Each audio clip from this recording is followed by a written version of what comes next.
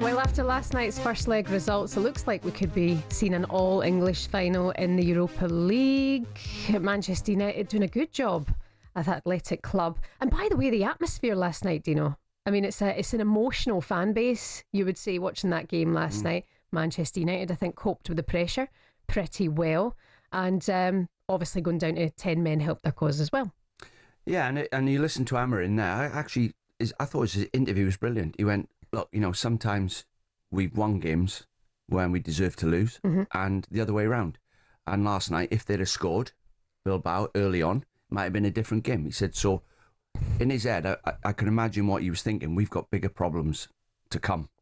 So the league position's not good enough. But last night, once again, Bruno Fernandes steps up. Harry Maguire. I mean, what is going on there? Harry Maguire. Old Ronaldo there. Has he had a leg transplant or something? He absolutely done him.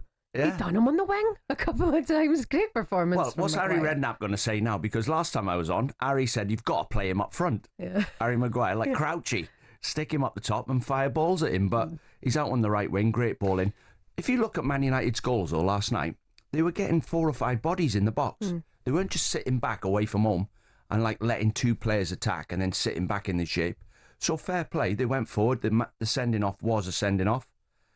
I'm pleased for Højlund, by the way, because he's a young man that's got big. He's got like a 3-bedroom detached house on his back, playing for Man United centre forward with all the players they've had over the years. Big transfer fee on his back.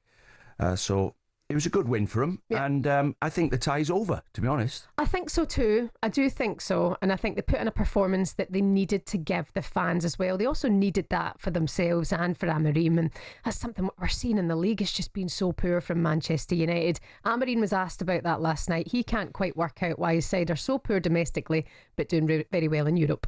It's hard to explain. We improve in the last games. I don't look just to the results. We had some games that we won, that we didn't play well, and some games that we lost, but we played well. And sometimes you just need a little bit luck. If you imagine the first 30 minutes, they have chances to score. If they score, it's a different game. So we need to understand these moments. And when we score, we felt more free to play. So I know that is hard. It's a different competition. I know that is hard to understand, but sometimes it's the context, it's the way we see things. We can win this competition, and in Premier League we are just suffering after game. So and try to manage these both things with some injuries. Sometimes it's hard even for the players. Could be a plaster over a wound if they win the Europa League, but I do genuinely think it's going to come good with Ruben Amorim. I really like him. Yeah, I do. I mean, he's a bit stubborn with his system, and obviously it's not working in the league. And sometimes when you're a young coach and you go on courses and you speak to experienced managers, the experienced managers tell you, look, at the end of the day, you can do whatever you like, play whatever system you like. If you don't win, you get sacked. So you've got to find a way of winning with any group of players. Yeah. So he's not really found a solution with the players, but in Europe he has. I mean, the argument could be that the teams they're playing against in Europe are not as good as the Premier League teams. But what about Bilbao then? I mean, if I'm their manager, I'd say, right, we could have won last night. We got a red card. We had chances early on. So let's go to the next game as if it's 0-0 and see what happens. We can still win it. You never know. I do think Man United were the stronger team last night. Yeah, and that's the thing about the sending off as well. Like, they get a penalty and a player is sent off. You know, they kind of had a double advantage there, even though it was the correct decision. And they had chances. They had more chances last night, Manchester United. They'll be pleased with that performance. You mentioned stubborn. Ruben Amorim being stubborn. Speaking of which, Ange Postecoglou had a good night at the Tottenham Hotspur Stadium last night, beating Bodo Glimt 3-1. And Jamie O'Hara, the loudest voice on the radio, has already got Arsenal on his mind and made this claim last night. I think if Spurs win the Europa League, we get Champions League football, and Arsenal get knocked out of Champions League, we've had a better season. Yeah. Well, of course, genuinely believe we've had a better season. Well, of course, because our goal this season was to win a trophy and get Champions League football, and we could do that potentially. That's what we. Arsenal, their goal this season was to either win the Champions League or win the Premier League. Yeah, and it looks like we're not going to do either. So I think, for me, I think we'd have a better season. What's he like? By the way, in case you don't know, he's right. I battered him at golf the other day with his son's clubs. Did you? Yeah. So he's playing off 2. I thought Jamie was scratch. Depending on how he's playing, he decides right. what his handicap is. But anyway, I used his son's clubs and I battered him. But Arsenal, right?